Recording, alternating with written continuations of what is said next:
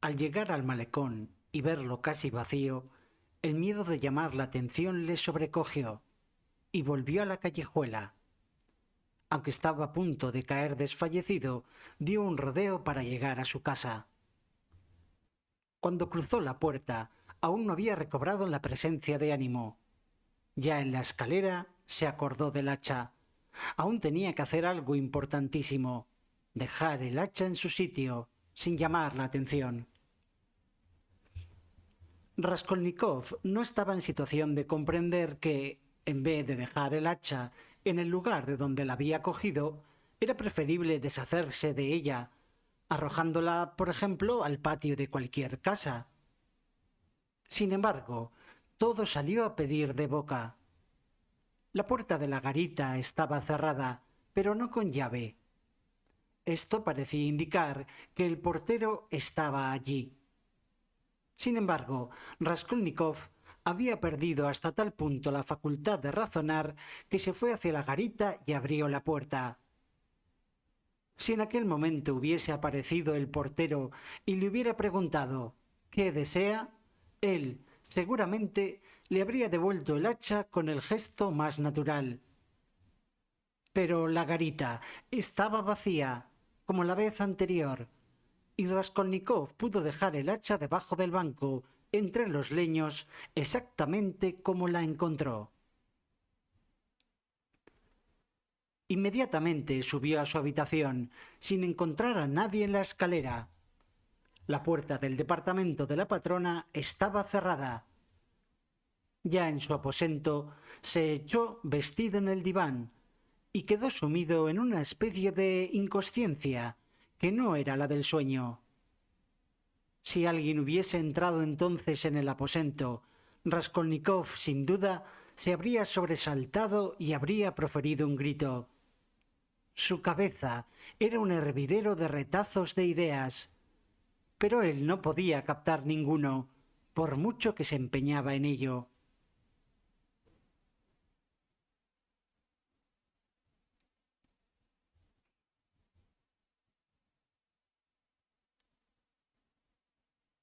Segunda parte.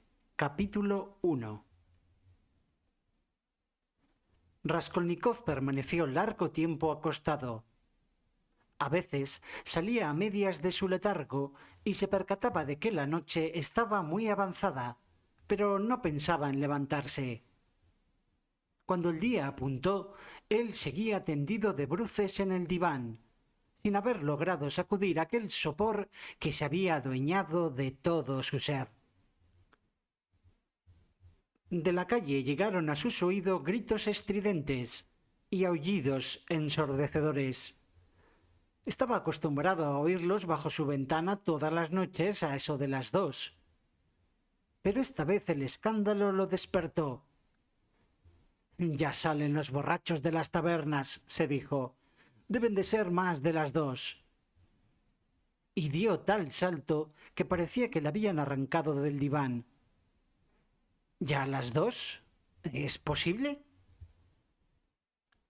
Se sentó y de pronto acudió a su memoria todo lo ocurrido. En los primeros momentos creyó volverse totalmente loco. Sentía un frío glacial, pero esta sensación procedía de la fiebre que se había apoderado de él durante el sueño. Su temblor era tan intenso que en la habitación resonaba el castañeteo de sus dientes. Un vértigo horrible le invadió. Abrió la puerta y estuvo un momento escuchando. Todo dormía en la casa. Paseó una mirada de asombro sobre sí mismo y por todo cuanto le rodeaba. Había algo que no comprendía. ¿Cómo era posible que se le hubiera olvidado pasar el pestillo de la puerta?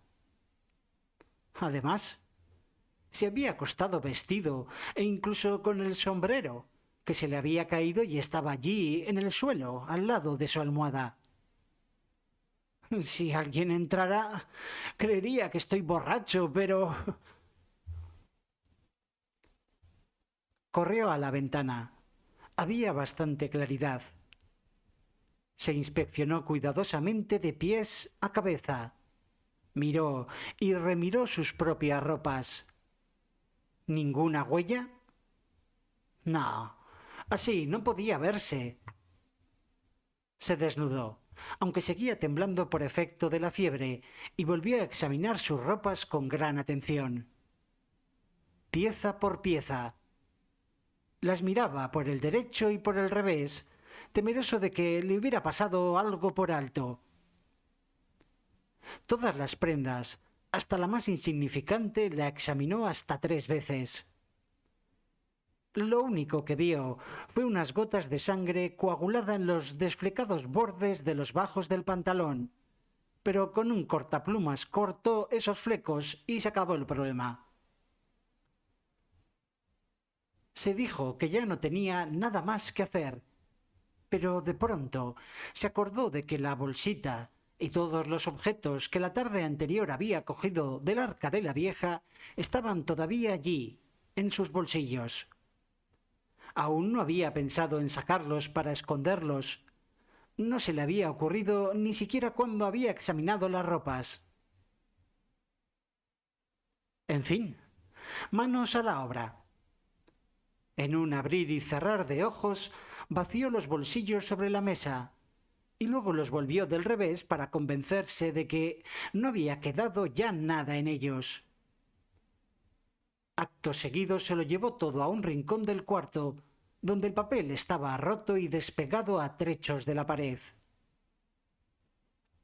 En una de las bolsas que el papel formaba introdujo el montón de menudos paquetes.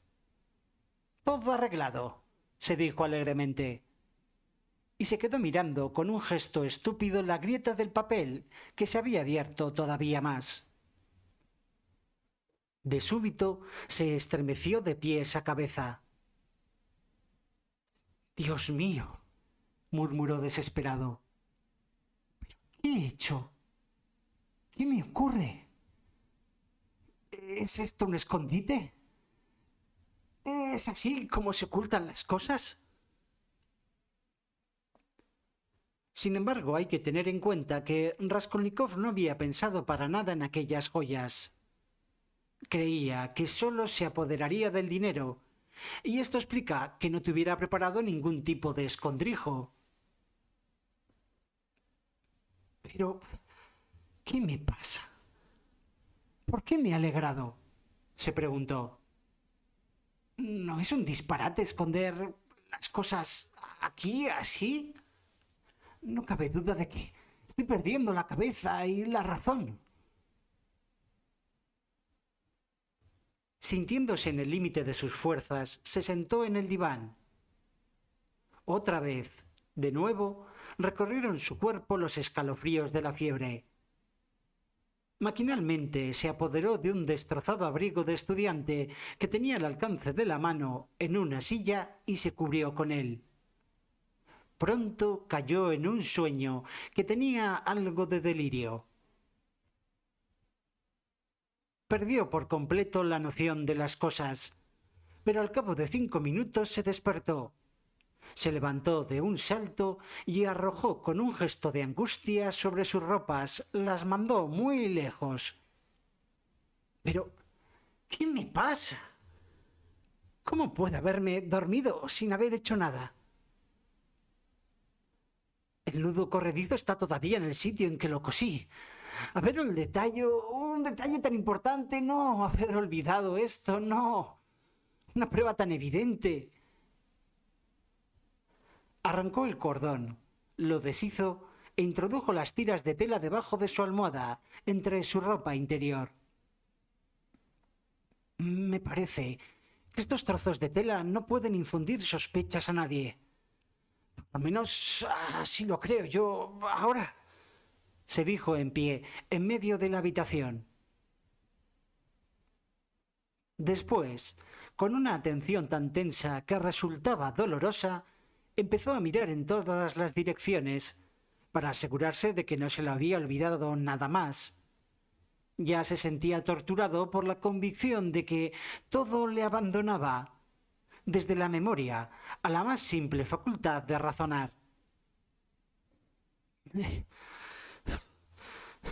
¿Es esto el comienzo del suplicio? Sí, lo es. Los flecos que había cortado de los bajos del pantalón estaban todavía en el suelo, en medio del cuarto, expuestos a las miradas del primero que llegase. ¿Pero qué me pasa? Exclamó confundido. En ese momento le asaltó una idea extraña. Pensó que acaso sus ropas estaban llenas de manchas de sangre y que él no podía verlas debido a la merma de sus facultades. De pronto se acordó de que la bolsita también estaba manchada. Hasta en el bolsillo debe de haber sangre, ya que estaba muy húmeda cuando me la guardé. Inmediatamente volvió del revés el bolsillo y vio que, en efecto, había algunas de manchas en el forro.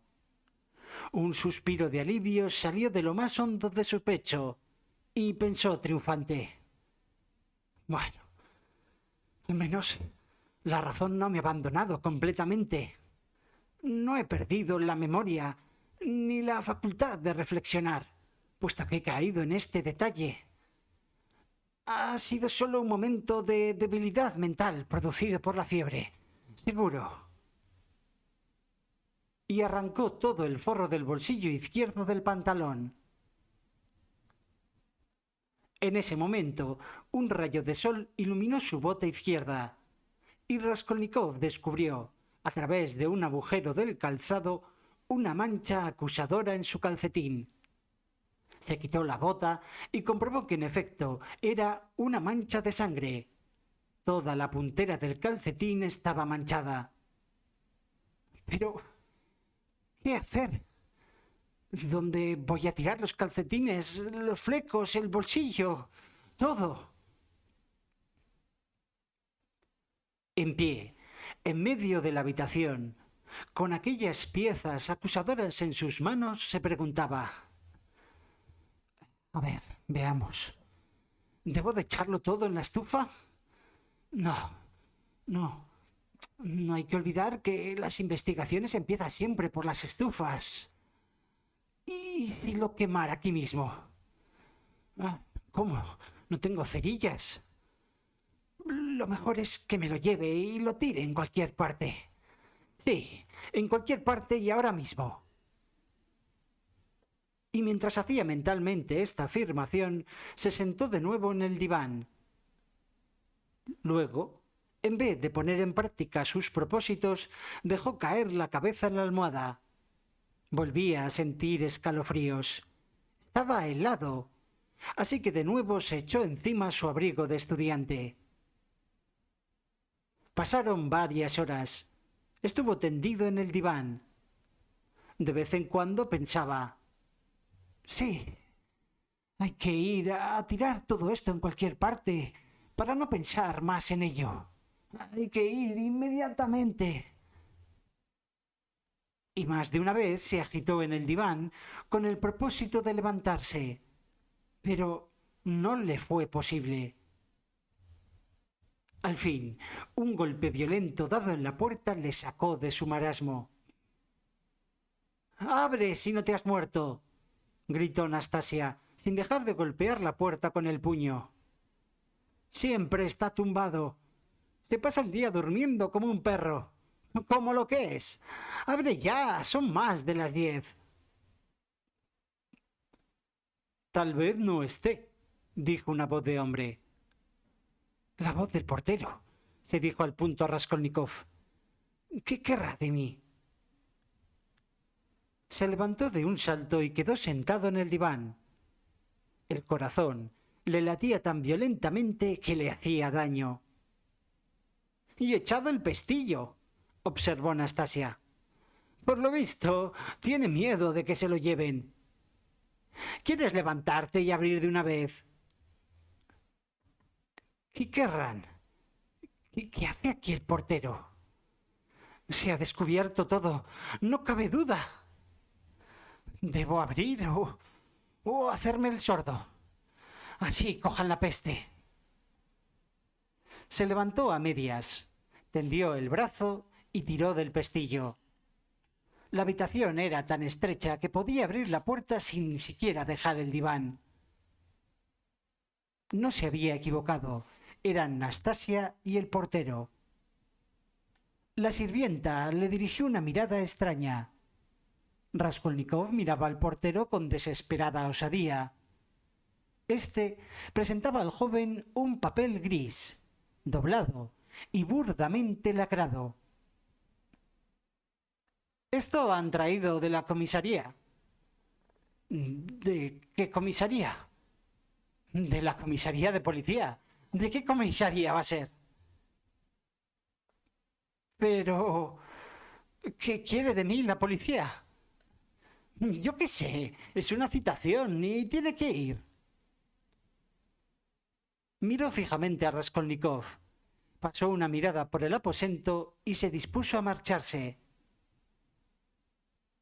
«Tienes cara de enfermo», dijo Nastasia, que no quitaba el ojo a Raskolnikov. Al oír estas palabras, el portero volvió la cabeza y la sirvienta le dijo: «¿Tiene fiebre desde ayer?» Raskolnikov no contestó. Tenía aún el pliego en la mano sin abrirlo. «Quédate acostado», dijo Nastasia, compadecida al ver que Raskolnikov se disponía a levantarse. «Si estás enfermo, no vayas. No hay prisa». Tras una pausa, Nastasia preguntó: «¿Qué tienes aquí en la mano?» Raskolnikov siguió la mirada de la sirvienta y vio en su mano derecha los flecos del pantalón, los calcetines y el bolsillo. Había dormido así.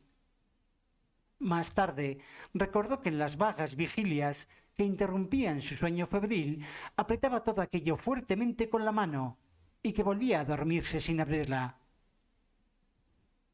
«¿Recoges unos pingajos y duermes con ellos como si fueran un tesoro? ¡Ay!». Se echó a reír con una risa histérica. Raskolnikov se apresuró a esconder debajo del gabán el triple cuerpo del delito y fijó en la doméstica una mirada retadora.